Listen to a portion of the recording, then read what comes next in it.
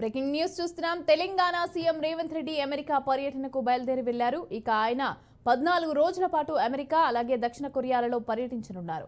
August 14వ తేదీ వరకు ముఖ్యమంత్రి విదేశాల్లో ఉండనున్నారు. ఆయన వెంట రాష్ట్ర ప్రభుత్వ ప్రధాన కార్యదర్శి శాంతకుమారి అలాగే ఐటీ పరిశ్రమల శాఖ మంత్రి శ్రీధర్ బాబు కూడా వెళ్లారు. తెలంగాణలో పెట్టుబడులు పెట్టేందుకు అంతర్జాతీయ పారిశ్రామికవేత్తలను ఆహ్వానించనున్నారు. ఇక అమెరికాలో పలు నగరాల్లో పర్యటించి మల్టీనేషనల్ కంపెనీల ప్రతినిధులతో సీఎం అలాగే మంత్రులు సమావేశమవుతారు. సీఎం బృందం ఇవాళ నేరుగా న్యూయార్క్లో పర్యటిస్తోంది.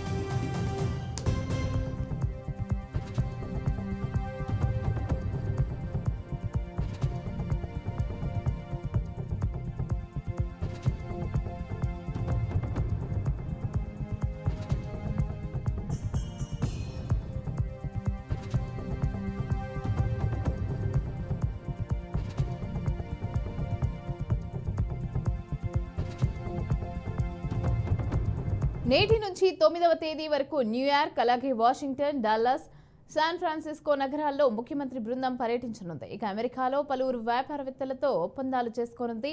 4వ తేదీన న్యూజెర్సీలో పర్యటించనుంది.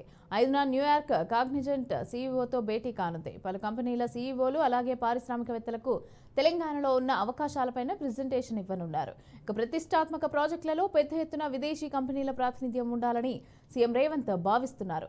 ఇక ముఖ్యంగా మూసీ ఆధునీకరణ అలాంటి ప్రాజెక్టులకు సంబంధించి కూడా విదేశీ సంస్థల సహాయం ఉండాలనే యోచనలో ఉన్నట్లు తెలుస్తోంది. ఆగస్టు 5న మంత్రి కోమటిరెడ్డి వెంకటరెడ్డి కూడా అమెరికా వెళ్లనున్నారు.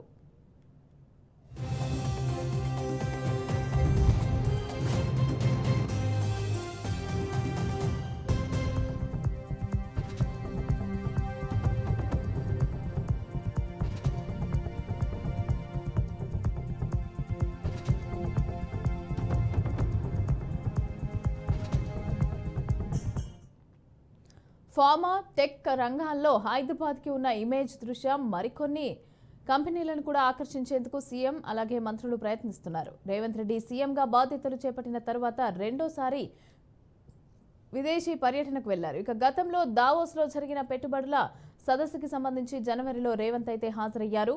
పలు అంతర్జాతీయ కంపెనీలతో ఒప్పందాలు చేసుకున్నారు. ఇటీవల మంత్రులు కోమటిరెడ్డి అలాగే శ్రీధర్ బాబు అమెరికాలో పర్యటించారు. ఇక పలు కంపెనీల ప్రతినిధులతో సమావేశమయ్యారు.